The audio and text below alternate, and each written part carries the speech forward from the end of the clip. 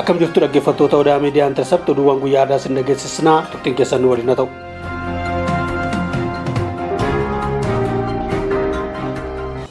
Uummanni Wallagga Bahaa aanaa Giddaa Ayyaanaa fi aanaa Galiilaa dhukaasni abaaboo shaniin irratti malee faannoo irratti raawwatamee hin beeku jedhan.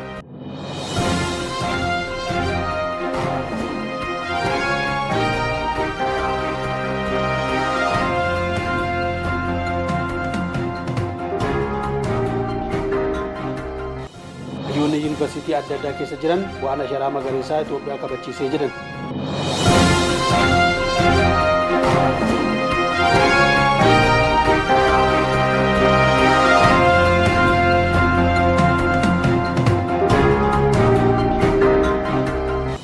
Itoophiyaan addunyaa irratti biyya maqaa gaarii qabdu siyaasa wal bubbutuutiin duubatti hin deebitu jedhan.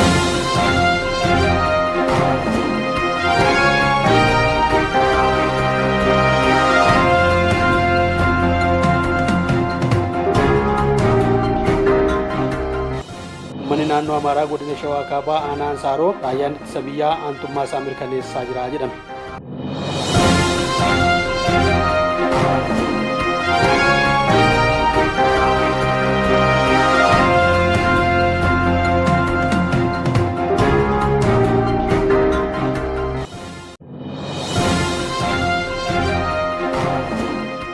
Gara dhaggeeffattoota keenyaa amma oduu bal'inaan sin dhageessutti dabarraa turtiin keessan waliin ta'u.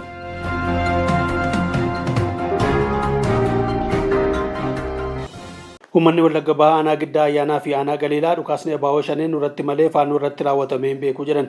Jiraattonni godina Wallagga Bahaa aanaa Giddaa Ayyaanaa fi Galiilaa ta'an namoonni bebbeekamoon tokko odeeffannoo nuuf kennaniin dhukaasni abaaboo shanee uummata keenya irratti malee diina Oromoo irraa deebisee hin beeku jechuun komatan. Abaaboo shaneen eenyuuf qabsaa gaaffiin jedhu yeroo hunda waan uummata gidduu deddeebi'uudha jechuunis himu. Sababni isaas jedhu uummanni kun abaaboo shaneen afaan Oromoo dubbachaa daangaa naannoo Oromiyaa keessatti qawwee dhukaasaa uummata nagaa ajjeesuu malee guyyaa tokkoof abaaboo shanee daangaa Oromiyaatiin alatti dhukaasee diina uummata irraa deebisee hin argine jechuun dubbatu. Osoo shaneen bosona Wallaggaa keessa ciiftuu faannoon uummata Oromoo ajjeesuu fi qe'ee irraa buqqisuun darara guddaa raawwachaa jirti jechuunis uummanni kun abaaboo shaneef balaaleffannaa qaban ibsaniiru.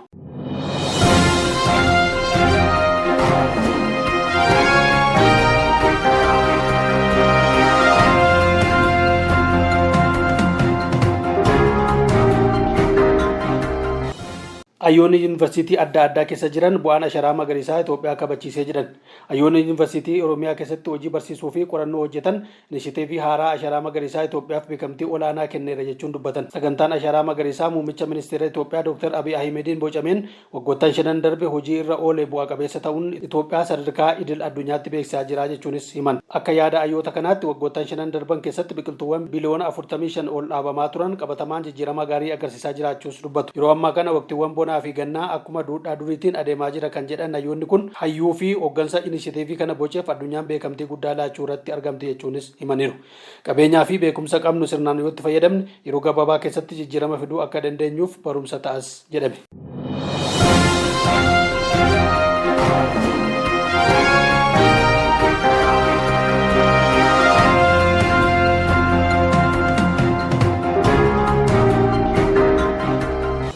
Itoophiyaan addunyaa irratti biyya maqaa gaarii qabdu siyaasa wal bubbutuutiin duubatti hin deebitu jedhame. Itoophiyaan sadarkaa idil addunyaatti biyya seenaa fi duudhaa maqaa gaarii qabdu ta'uu dargaggoonni Oromiyaa godinoota Oromiyaa adda addaa dubbifne tokko himaniiru. Itoophiyaan biyya duudhaa gaarii qabdutti fayyadamtee sabaa fi sablammoota 80 ol karaa dimokiraatawaa ta'een tokkummaa fi jaalalaan gaggeessitudha jedhu dargaggoonni kun. Kanaan booda Itoophiyaan sababa wal bubbutiinsa siyaasa garee muraasaatiin nageenyaa fi misooma rifachiisaa fiduu eegalte irraa karaa kamiinuu duubatti hin deebitu jechuun himaa jiru. Hanqinni fedhe yoo jiraates Itoophiyaan yeroo ammaa kana biyya addunyaaf furmaata ta'aa jirtudha. Kun immoo jedhu dargaggoonni kun bu'aa bilchina siyaasa hooggantoota ishee ta'us dagatamuu akka hin qabne akeekkachiisaniiru. Biyyi tarsiimoo haaraan muuxannoo kennuu eegalte nageenya waaraa yoo jiraate seenaa guddaa hojjechuu dandeessis jedhameera.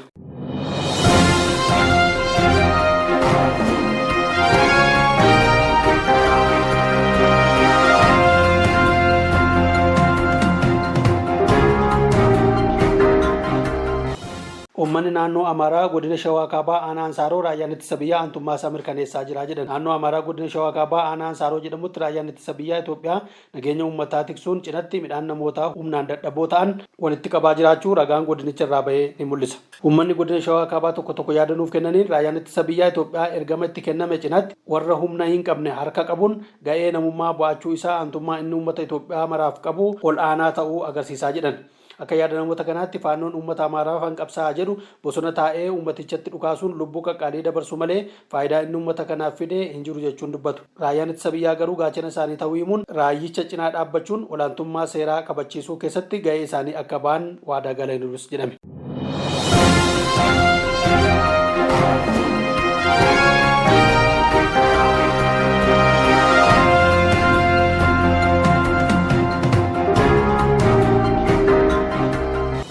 Egaa dhaggeeffattoota keenya oduun keenya guyyaa har'aaf qabanne kanuma yeroo itti aanutti odeeffannoowwan wayitawaa ta'an kan biroo qabannee kan isiniif dhiyaannu ta'a. Miidiyaa keenya Odaa Miidiyaa Intercept subscribe, like, share gochuu hin dagatinaa isiniin jennaa. Oolmaa gaarii isin hawwina.